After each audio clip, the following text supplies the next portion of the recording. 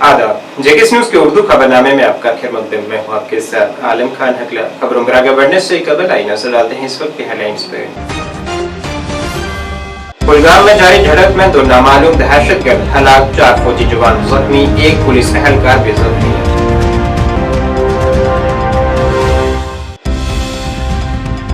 आखिरी मरहले की इंतखाबी मुहिम के इख्तिताम से कबल आज BJP, Congress, National Conference, PDP, Peoples Conference और दीगर जमातों ने बड़े सियासी इज्तिमाओं से किया खिताब।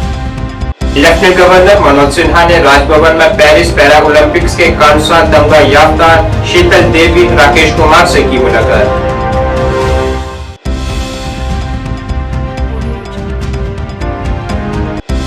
और किश्तवाड़ गारसू के मकाम पर पेश आया अलमनाक सड़क हादसा, 2 अफराद जाँ बहक, 1 दीगर जख्मी। हिफाजत के किए गए हैं तमाम तक जरूरी इंतजाम।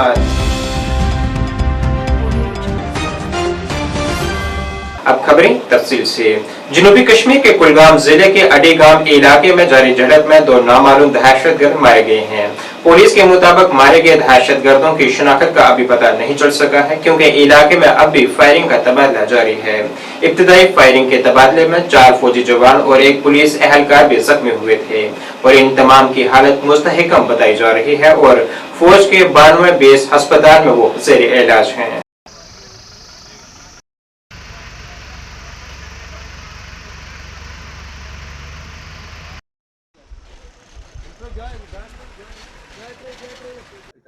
देखिए, कल देर शाम सिक्योरिटी फोर्सेस को यहाँ टेररिस्ट की मूवमेंट की इत्तला में इस इलाके को मुहासरे में लिया गया था। बदौरान मुहासरा यहाँ पे अंदर से शदीद तौर पे गोलीबारी हुई, जिसके बाद ये ऑपरेशन की शुरुआत हो गई।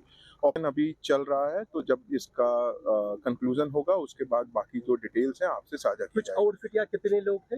जैसा मैंने बोला, ये अभी हमें थोड़ा सा इंतजार करना पड़ेगा। जब कंक्लूड होगा तो उसके बाद ही आपको ये सर, जो जवान जख्मी हुए उनकी कंडीशन क्या है? वो स्टेबल हैं और वो रिकूपरेट है। अच्छा सर, तीसरा चरण इलेक्शन का होने वाला है, किस तरह के सिक्योरिटी के बंदोबस्त किए गए हैं? जैसा कि आप जानते हैं, शुमाली कश्मीर में जो है तीसरे चरण का जो चुनाव है वो डेजिग्नेटेड है अगले कुछ दिनों में, तो वहाँ पे काफ़ी मल्टी टीयर्ड सिक्योरिटी अरेंजमेंट्स हैं और काफ़ी जम्मू कश्मीर पुलिस ने और बाकी सिक्योरिटी फोर्सेस के साथ काफ़ी पुख्ता इंतजाम किया। Thank you. वज़ीर-ए-आज़म नरेंद्र मोदी ने आज कहा है कि जम्मू कश्मीर को मरकज के ज़ेरे इंतजाम इलाके में तब्दील करने का फैसला आर्जी है और बीजेपी की क़यादत वाली हुकूमत खित्ते को रियासत का दर्जा बहाल करेगी। हिज़्ब इख्तिलाफ पर सख्त हमला करते हुए उन्होंने कहा है कि लोगों को उनके हकूक से महरूम कर जख्म देने का काम इन जमातों ने किया है। उन्होंने कहा है कि बीजेपी वाहिद पार्टी है जो खित्ते में रियासत का दर्जा बहाल करेगी। वज़ीर-ए-आज़म ने कहा है कि पहले कांग्रेस, एनसी और पीडीपी के करीबी लोग ही ऐसे लोग थे जिन्हें नौकरियां मिल रही थी, लेकिन अब जम्मू कश्मीर में हर नौजवान को बीजेपी की हुक्मरानी में इसका हक और इज्जत मिलेगी। इन बातों का इजहार उन्होंने आज जम्मू एमए स्टेडियम में एक बड़े अवामी इज्तिमा से खिताब में किया। डुग्गर के आप सभी शूरवीर और देशभक्त परिवारजनों के बीच आकर मन प्रसन्न हो जाता है, एक नई प्रेरणा से भर जाता है। इस धरती ने महाराजा हरि सिंह, मेहरचंद महाजन और पंडित प्रेमनाथ डोगरा जैसे महान महान लोग देश को दिए हैं। इस धरती ने देश की रक्षा के लिए खुद को न्योछावर कर देने वाली अनेक संतानें दी है। मैं महान विरासत की इस धरती को नमन करता हूं। आज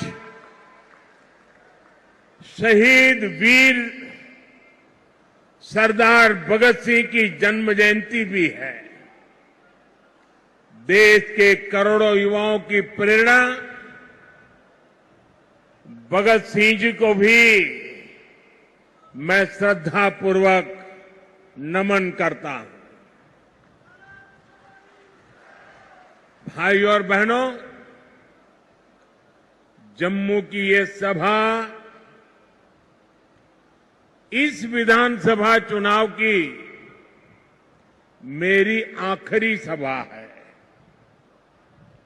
मुझे बीते हफ्तों में जम्मू कश्मीर के अलग अलग हिस्सों में जाने का अवसर मिला है। जहां भी गया वहां भाजपा को लेकर अभूतपूर्व उत्साह दिख रहा है। जम्मू कश्मीर के लोग कांग्रेस, एनसी और पीडीपी के 3 खानदानों से त्रस्त है। लोग फिर वही निजाम नहीं चाहते जिसमें भ्रष्टाचार हो, नौकरियों में भेदभाव हो। जम्मू कश्मीर के लोग आतंक, अलगाव, खून खराबा अब नहीं चाहते। कांग्रेस जनरल सेक्रेटरी प्रियंका गांधी ने आज जम्मू के बिश्नाह इलाके में एक इंतखाबी रैली से खिताब किया है। अपने खिताब के दौरान उन्होंने लेफ्टिनेंट गवर्नर को निशाना बनाते हुए कहा है कि वो बाहर से आकर यहां के लोगों के बजाय बाहर के लोगों को टेंडर दे रहे हैं। उन्होंने दावा किया है कि जम्मू कश्मीर से खुदाई की गई रेत बाहर भेजी जा रही है और जब यूटी में लोग इसे खरीदते हैं तो ये महंगे दामों पर यहाँ उन्हें मिल रही है। उन्होंने वजीर आजम नरेंद्र मोदी की क़यादत वाली हुकूमत को तनकीद का निशाना बनाते हुए कहा है कि छोटे कारोबारी इदारों जो कि हिंदुस्तानी मईशत की रीढ़ की हड्डी है, उन्हें काफी नुकसान उठाना पड़ रहा है। सबसे पहले मैं दिल की गहराइयों से मैं अपने बिश्नाह वासियों की तरफ का अपनी मैडम श्री प्रियंका गांधी हुंदा धन्यवाद करना चाहूंगा, क्योंकि वो जानते हैं कि इसकी जड़ क्या है। जड़ बेरोजगारी है, बेकारी है। अगर बच्चे को आप नौकरी देंगे, सुबह से शाम तक काम करेगा, थका हुआ घर आएगा तो कहां इधर उधर देखेगा। लेकिन बेचारा बेरोजगार बेकार पड़ा रहता है। जो ड्रग की माफियाएं हैं उसके लिए शिकार बन जाता है। तो पूरे समाज में, पूरे देश में, पूरे समाज में, खास तौर से यहाँ जम्मू में, कश्मीर में ये सब फैल रहा है और इसके बारे में आपके नेता बात भी नहीं करते हैं। आप टोल टैक्स दीजिए, आप स्मार्ट मीटर लगवाइए अपने घरों में। बताइए 10 गुना आपके बिल आते हैं, कोई पूछता है? आप जहां भी जाएंगे आपको टैक्स, प्रॉपर्टी टैक्स लगा दी है जो पहले नहीं थी, टोल टैक्स बढ़ा दी है, जगह जगह टोल लगा दिए हैं। स्मार्ट मीटर आप तो जानते ही हैं, आपकी आवाज से पता चल रहा है मुझे कि कितना असर पड़ रहा है आपके जीवन पे। तो आपकी जमीनें छीनेंगे, आपसे टैक्स लेंगे, चाहे प्रॉपर्टी की हो, टोल की हो, कुछ भी हो। ऊपर से जो काम कराने पड़ते हैं आपको रिश्वत देनी पड़ती है। तो कहां के रह गए हैं आप? आपकी सुनवाई भी है इनकी सरकार में। आतंकवादी हमले कुछ कम नहीं हुए इनके राज में। यहां पे एक आंकड़ा है मेरे पास, 683। नामवर यूट्यूबर शौकत अहमद वार ने आज जम्मू कश्मीर अपनी पार्टी में शमूलियत इख्तियार कर ली है। यहाँ उनका पार्टी सदर सैयद मोहम्मद अल्ताफ बुखारी और जिला सदर बारामूला शबीर अहमद शाह ने खैरमकदम किया है। शौकत अहमद वार ने अल्ताफ बुखारी की तारीफ करते हुए कहा है कि वो एक सच्चाई की राह पर चलने वाले रहनुमा हैं और उनकी किसी सच्चे रहनुमा से जुड़ने की राह बिल आखिर आज पूरी हुई है। सियासत से ताल्लुक तो फकत इतना, कांग्रेस ने बारामूला जिले में अपनी इंतखाबी मुहिम को जारी रखते हुए वापुरा करेरी में एक सियासी इज्तिमा मुनक्किद किया है। यहाँ कांग्रेस रहनुमा कन्हैया कुमार ने अवाम से खिताब किया है और अवाम से कांग्रेस उम्मीदवारों के हक में वोट देने की अपील की गई है। सच्चे लीडर और एक सच्चे रहबर की तलाश में था और वो सच्चाई मुझे अपनी पार्टी के जो हमारे पैट्रन है मिस्टर सईद अल्ताफ मोहम्मद बुखारी साहब और उसके बाद जो मेंटर मेरा शरीफ साहब है, इनकी हमदर्दी मैंने पहले अच्छे से उस चीज़ को ऑब्जर्व किया। बीइंग ए सोशल एक्टिविस्ट, कोई पार्टी एज यूजुअल ज्वाइन करना कोई मतलब आसान बात नहीं है, बहुत डिफिकल्ट है। बिकॉज एक सोशल एक्टिविस्ट के ऊपर उसी तरह नजर होती है जैसे एक मस्जिद का जो इमाम होता है, कोई इसमें कोई कोताही हो जाए तो उंगली उठती है। और भले ही अगर कभी कभार मेरे जो हमारे जो बॉस है उसकी बातों में जो सच्चाई है, लोग उस सच्चाई को कहीं ना कहीं कभी नकारते भी है, लेकिन अब लोगों को पता चला कि ABCD ये टीमें किस किस की है। और मेरे बॉस जो है, अल्हम्दुलिल्लाह हमारे बॉस जो है, ये लोगों की हमदर्दी के लिए आया है, लोगों को संवारने के लिए आया है और सच्चाई की राह पे चल रहा है। दैट्स वाई मैं इस कारवान के साथ जुड़ा। शॉर्ट में आपको एक चीज बताऊं, मेरी दिल्ली तमन्ना थी कि ऐसा काबिल और होनहार जवान मेरी इस कारवान के साथ शरीक हो। मेरी दिली तमन्ना थी ये, और मैंने इसके पीछे बड़ी अनथक मेहनत की। मैंने इनको बताया, मैंने इनको रिक्वेस्ट की और मैंने इनको अपना मंशूर बताया, अपना जो भी मेरे पास अपने लोगों की खदमत के लिए जिस वजह से मैं निकला हूँ, मैंने इनको बताया कि मेरा क्या वजह है सियासत ज्वाइन करने का, और शायद इनको उस चीज़ के साथ बराबरी आ गई। और मैं इनका बड़ा मशकूर हूँ कि इन्होंने बहरहाल लबैक कर दिया उस चीज़ के साथ और आज ये ज्वाइन हो गए। मेरी ये दिली तमन्ना थी और मैं इनको मुबारकबाद देता हूँ।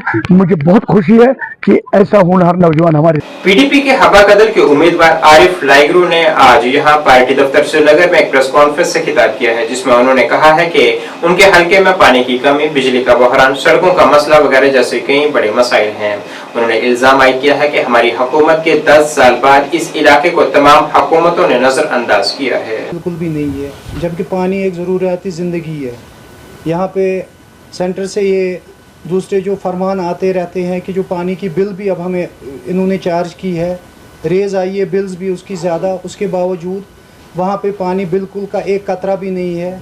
जब हमने अभी माजी में वहाँ पे प्रोटेस्ट करने की भी बात की, वहाँ पे बात की, हमने प्रोटेस्ट भी किया और ताकि बीजेपी से गुजारिश भी की थी। उनके अशोक भट्ट साहब जो कि वहाँ पे कैंडिडेट थे, वहाँ के रिप्रेजेंटेटिव बनने निकले हैं, और हमने जब प्रोटेस्ट वहाँ पे डलसन एरिया में किया तो तब हम पे FIR भी लगाया गया। दूसरी बात, जो पूरे डाउनटाउन में इन्होंने एक स्मार्ट सिटी का जो नारा बीजेपी ने नया कश्मीर का नारा लगाया था, आप खुद देखिए वहाँ से सारी सड़कें खुद ही पड़ी है, वहाँ का इंफ्रास्ट्रक्चर तरहम बरम है, और जो भी उन्होंने काम किए और जो डिपार्टमेंट के हवाले भी किया है, उन रोडों की हालत आप देख लीजिए।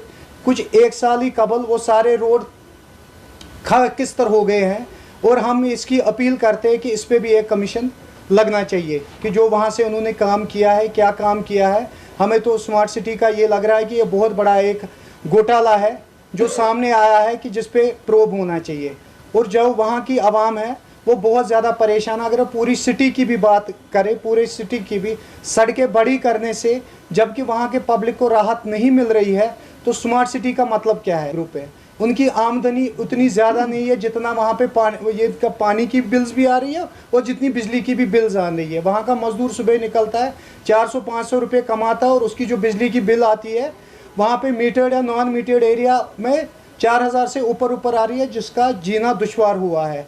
और ड्रग्स यहाँ सबसे बड़ी प्रॉब्लम है हमारे पूरे श्रीनगर सिटी में।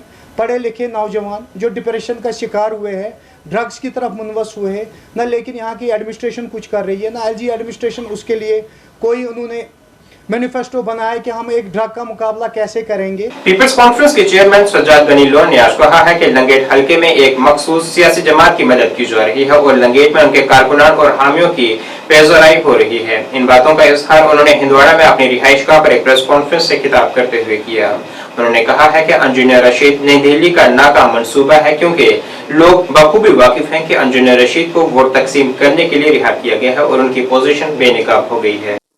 When in North Kashmir, people voted for engineer, they thought they had taught BJP a lesson. आज हम जीत गए, that was the thing.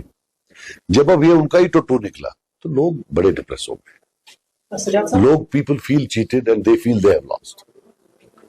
Sajjad साहब, नेशनल कॉन्फ्रेंस में लगातार हमने बोल रहा है कि आप जुडिशियल इंक्वायरी तक की बात करते हैं, लेकिन नेशनल कॉन्फ्रेंस ये कह रहा है कि 19 से 80 तक अगर सबसे ज्यादा डैमेज किसी को हुआ है तो नेशनल कॉन्फ्रेंस को हुआ, उसके 4000 से ज्यादा मारे गए।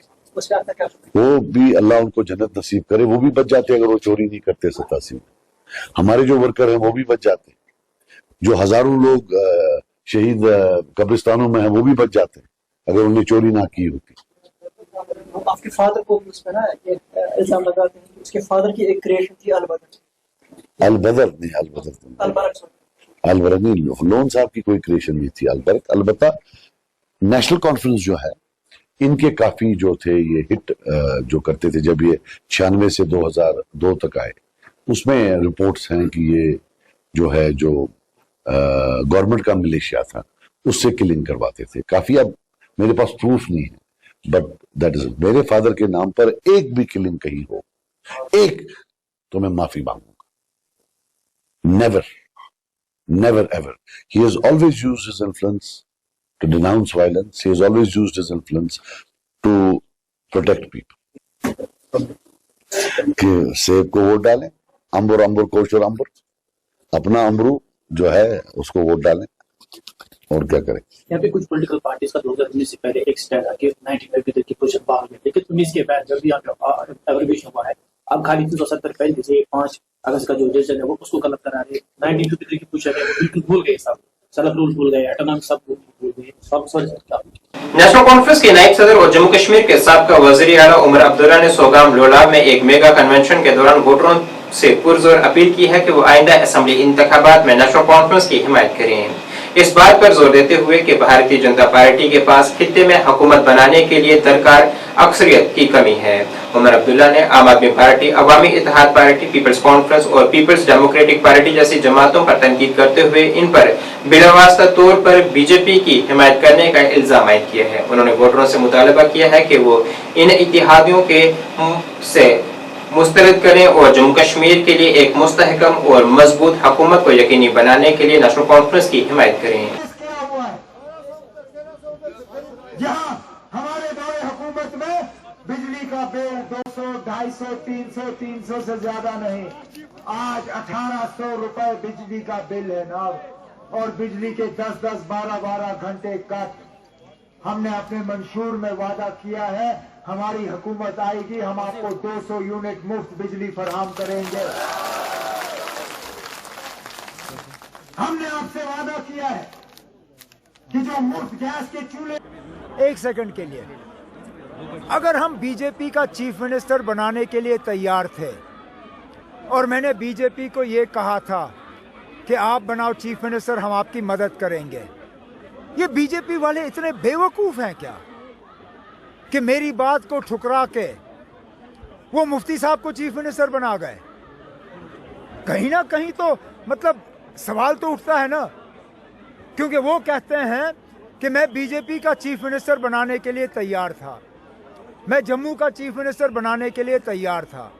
अगर ये बात सही है तो मैं कहता हूँ ना बीजेपी वाले तो निहायत ही बेवकूफ़ हैं। मैं तो उनका चीफ मिनिस्टर बनाने के लिए तैयार था, लेकिन मेरी बात को ठुकरा के वो मुफ्ती सैयद को चीफ मिनिस्टर बना गए। मेरी बात पे तो ये समझ नहीं आता। अब चलिए जो है सो है। मोदी जी ने एक बयान दिया आज हाँ, 3 खानदान, बिल्कुल, उन्होंने कहा बात तो छोड़ दीजिए ना, अपने मेजॉरिटी पे हुकूमत यहाँ पर बनाएगी बीजेपी। यहाँ पे जी ना मेजॉरिटी पे तो वो सीटें नहीं लड़ रहे हैं ना, वो मेजॉरिटी की सीटें लड़ नहीं रहे हैं। कश्मीर में उन्होंने ज्यादातर सीटें छोड़ दी हैं, जम्मू में भी तमाम सीटों पे वो जीतेंगे नहीं, तो अपनी हुकूमत बनाएंगे कैसे? हाँ, अगर उनका इशारा इस तरफ है कि यहाँ उन्होंने बी टीम, सी टीम, डी टीम, ई टीम को खड़ा करके यहाँ लोगों को दोबारा धोखा देने का सोचा है, लोग अब होशियार हो गए हैं रहे हैं। जो हमारी जानकारी है, नेशनल कॉन्फ्रेंस और कांग्रेस की ही हुकूमत बनेगी 8 अक्टूबर के बाद इंशाल्लाह। ये भी कहा है कि लोग अब इन तीनों पार्टियों को रिजेक्ट करना चाहते हैं और बीजेपी को जिताना चाहते हैं। बिल्कुल ठीक है ना, वजीर आजम साहब और क्या सकते हैं ना, अब वो ये तो नहीं कह सकते ना कि बीजेपी नहीं जीतेगी, उनको कहना है। लेकिन मैं सिर्फ इतना ही कहूँगा, 8 अक्टूबर का इंतज़ार करिए। बीजेपी का स्टेट प्रेसिडेंट खुद अपनी सीट नहीं बचा पाएगा, हुकूमत बनानी तो दूर की बात। नेशनल कॉन्फ्रेंस के नायब सदर उमर अब्दुल्ला का आज टंगमर्ग में पुरतपाक इस्तकबाल किया गया है। उनके हमरा सीनियर रहनुमा व रुकन पार्लियामेंट आगा राहुल्ला मेहंदी, पार्टी खजांची शमी ओबराय और सूबाई सेक्रेटरी शौकत मीर भी मौजूद थे। इजलास का एहतमाम सीनियर रहनुमा और इत्तेहाद के उम्मीदवार फारूक अहमद शाह ने किया था। यहाँ उमर अब्दुल्ला से अवाम ने से खिताब में फारूक शाह को कामयाब बनाने की अपील की गई है। बीजेपी की कोशिश है कि हम लोग तकसीम हो जाएं, हमारे वोट तकसीम हो जाएं और बीजेपी अपनी हुकूमत बनाए। लेकिन जिस तरह पहले साउथ कश्मीर और फिर मरकजी कश्मीर में जो इलेक्शन का सिलसिला रहा, हमने हर जगह बीजेपी की इस कोशिश को जो है नाकाम किया है। वहाँ पे बढ़ चढ़ के लोगों ने वोट में हिस्सा लिया और अलायंस के उम्मीदवारों को जो है कामयाब करने का फैसला किया। अब हम उम्मीद करते हैं कि 1 तारीख को नॉर्थ कश्मीर में भी इसी तरह बढ़ चढ़ के लोग वोट में हिस्सा लें। जहां नेशनल कॉन्फ्रेंस के उम्मीदवार हैं वहां नेशनल कॉन्फ्रेंस के उम्मीदवारों को कामयाब करें, जहां नेशनल कॉन्फ्रेंस का उम्मीदवार नहीं है वहां कांग्रेस को जितवाएं। इज इट द मोमेंटम जो इस वक्त गेयर कर रहे हैं शाह साहब? तब आप दोनों चीजों को अलग नहीं कर सकते हो। मिलके इलेक्शन लड़ा जाता है। एक तरफ से पार्टी का मैनिफेस्टो, पार्टी के इरादे, लेकिन दूसरे तरफ से उम्मीदवार सही होना ये भी बहुत जरूरी है। दोनों चीजों को आप अलग नहीं कर सकते हो। यहाँ गुलमर्ग असेंबली हल्के में हमने बेहतरीन मैनिफेस्टो दिया है और बेहतरीन उम्मीदवार दिया है और उम्मीद करते हैं कि हमारा उम्मीदवार कामयाब होगा। रविंद्र रैना ने कहा कि हमारा जो सीएम होगा वो बीजेपी का होगा, लेकिन उसमें पीडीपी का कोई किसने कहा? रविंद्र रैना ने नौशहरा से जो हमें खबरें मिल रही हैं, चौधरी सुरिंदर साहब वहां इलेक्शन जीत रहा है रविंद्र रैना साहब के मुकाबले में। लेफ्टिनेंट गवर्नर मनोज सिन्हा ने आज राजभवन में पेरिस में हुई 2024 की पैरा ओलंपिक्स के कांसा तमगा जीतने वाले शीतल देवी और राकेश कुमार से मुलाकात की है और उन्हें मुबारकबाद पेश की है। तीरंदाज शीतल देवी और राकेश कुमार के साथ बातचीत करते हुए लेफ्टिनेंट गवर्नर ने कहा है कि इनकी मेहनत, लगन और बैनुल-अक़वामी खेलों में नुमायां कामयाबियों ने कौम का सर फख्र से बुलंद किया है और इनकी गैर मामूली कारकर्दगी नौजवान नस्ल को मुतासिर करेगी। लेफ्टिनेंट गवर्नर ने तीरंदाजी की कोच अभिलाषा चौधरी को भी मुबारकबाद पेश की है और खिलाड़ियों और कोच को इनकी मुस्तकबिल की कोशिशों के लिए नेक ख्वाहिशात का इजहार किया है। किश्तवाड़ कौमी शाहरा पर गारसू के करीब आज एक अलमनाक सड़क हादसे में 2 अफराद की मौत जबकि एक शख्स जख्मी हुआ है। हादसा उस वक्त पेश आया जब एक आल्टो कार जिसमें वो सफर कर रहे थे सड़क से फिसलकर दरिया चनाब के किनारे जा गिरी। हादसे में जाम हक हुए अफराद की शनाख्त गांव सरोर की 18 समाया तबस्सुम और दरबशाला के इमरान हुसैन के तौर पर हुई है। जख्मी की शनाख्त इकरा बानो के तौर पर हुई है जिसे गवर्नमेंट मेडिकल कॉलेज डोडा मुंतकिल किया गया है। यहाँ इसकी हालत तशवीशनाक बताई जा रही है।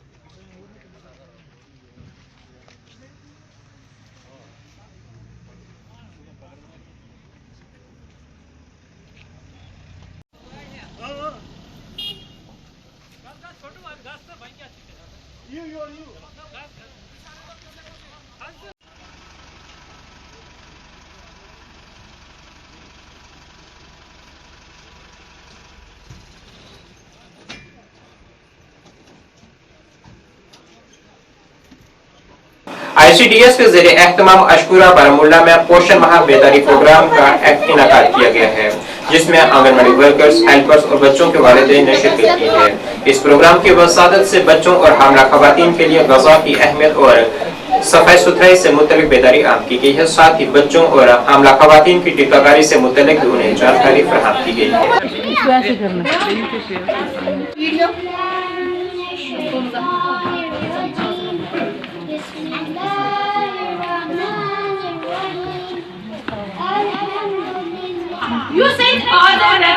मनावान तो अजुक कंक्लूड